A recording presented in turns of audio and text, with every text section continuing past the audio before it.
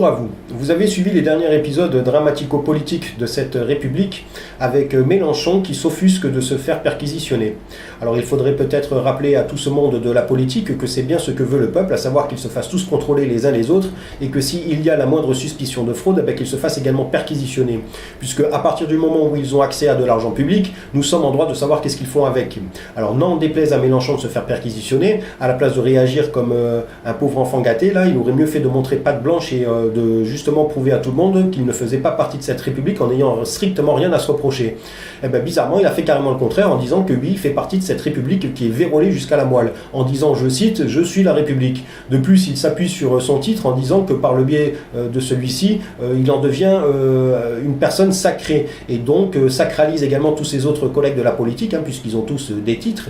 Et donc, vous voyez bien que ce personnage n'a strictement rien à voir avec le peuple. Alors quand il dit aux gens, aux membres de son parti qu'il est proche de vous, vous voyez bien qu'il vous ment catégoriquement. Ce personnage-là n'est là que pour son petit paraître et sa petite publicité pour essayer d'acquérir un petit peu plus de pouvoir. Mais quand vous voyez la réaction qu'il a eue pour une simple petite perquisition, vous devez comprendre que si jamais vous avez le malheur de donner un petit peu trop de pouvoir à ce genre d'énergumène, ça deviendra directement un pur dictateur.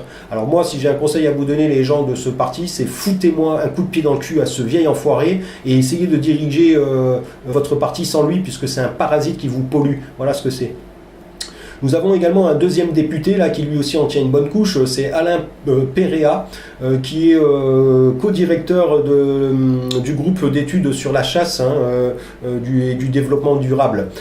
Donc lui il est également député et donc avec les événements qui se sont passés le dimanche dernier, à savoir qu'un cycliste s'est encore une fois fait tuer par un chasseur, lui n'a d'autre chose à nous proposer que d'interdire aux cyclistes de faire du vélo, bien sûr le dimanche. Donc voyez bien la bêtise de ce personnage qui est quand même assez immense, puisque en plus de ça, il y a eu également des tirs à côté de la tête de deux surfeurs il y a quelques jours, et donc cela voudrait dire également que nous devons empêcher, interdire donc aux gens de faire du surf, ceux qui ont la chance d'habiter à côté des plages, de ne pas en faire le dimanche, les gens de ne pas se promener en forêt ou en campagne le dimanche, et tout ça pour donner l'accès à des chasseurs qui sont complètement allumés et qui sont prêts à tirer sur tout ce qui bouge, et donc justement empêcher qu'ils tirent sur des êtres humains.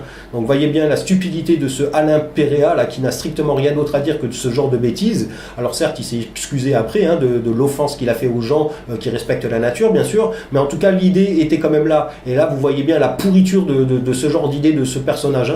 Alors bon, comme il est coprésident d'un groupe de chasse, vous comprenez pourquoi, et puis surtout le lobby de la chasse, rappelez-vous que c'est quelque chose qui est quand même assez conséquent dans cette République pourrie jusqu'à la moelle, encore une fois. Donc là aussi il faut me dégager ce genre de député qui n'a strictement rien à faire dans cette fonction, qui, je vous rappelle, ils sont payés rubis sur l'ongle avec tous les avantages qu'ils ont. Ce genre de parasite non plus n'a strictement rien à faire dans notre République.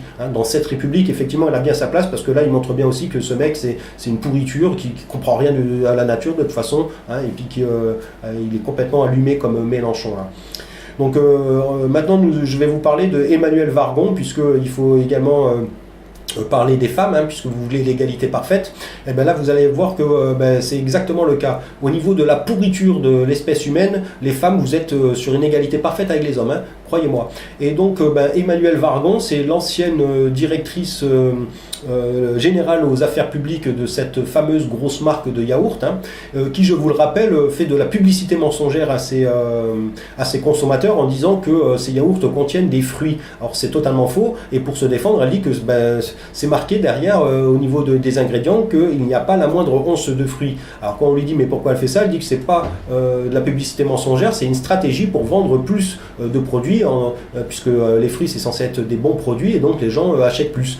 Donc voyez là le foutage de gueule de cette marque qu'elle a pour ses consommateurs, et notamment quand vous savez qu'en plus, sachant qu'il n'y a pas de fruits, il n'y a que des adjuvants d'œufs, des colorants d'œufs, des saveurs d'œufs, donc c'est que des produits chimiques, et donc non seulement elles vendent de la merde, mais il faut aussi savoir que ces emballages sont issus uniquement que de l'hydrocarbure, et comme maintenant cette marque est mondiale, elle vend dans plus de 80 pays au monde, voyez qu'on lui donne accès non seulement à vendre de la merde aux gens, mais en plus à polluer notre planète avec des hydrocarbures. Donc voilà d'où sort Emmanuelle Wargon. Alors maintenant, elle est attachée au secrétariat d'État à l'écologie, elle est secrétaire d'État à l'écologie donc, et son premier discours qu'elle ose sortir aux gens, c'est que l'huile de palme est un produit essentiel dans la fabrication du lait en poudre infantile.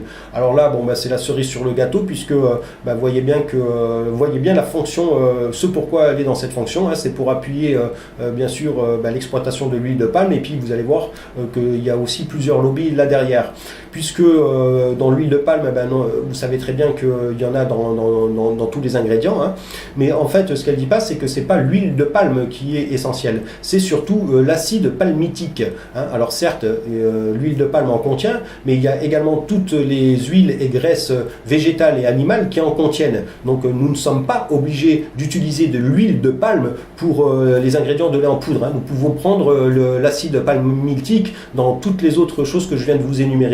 Donc vous voyez bien qu'elle est là uniquement pour appuyer l'huile de palme et rien d'autre. Et quand vous savez que également la marque pour laquelle elle travaillait détient également une marque de biscuiterie française, une très grande marque, et dont ces biscuits-là contiennent également de l'huile de palme, hein, vous comprenez pourquoi elle fait ce genre de truc, hein, puisque en étant secrétaire d'État à l'écologie, vous pouvez être sûr qu'elle a encore des intérêts dans cette marque-là, hein.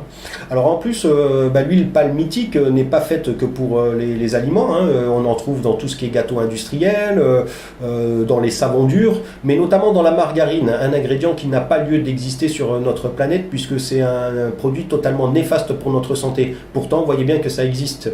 La margarine, ça fait partie des choses qui sont saturées d'acide palmitique, et donc n'oubliez pas que si jamais on consomme trop de cette substance, cela provoque des maladies cardiovasculaires, des AVC, et notamment ça provoque du mauvais cholestérol. Alors quand vous savez qu'il y en a dans toute l'alimentation, déjà de l'acide palmitique, mais notamment par le biais de l'huile de palme, comment est-ce possible que cette personne qui est Emmanuelle Wargon, et encore plus une femme qui donne la vie, préconise ce genre de choses pour les nourrissons, hein. Donc après, vous voyez bien que les nourrissons vont déjà être confrontés à l'huile de palme, et après ensuite toute leur vie, puisqu'il y en a de partout.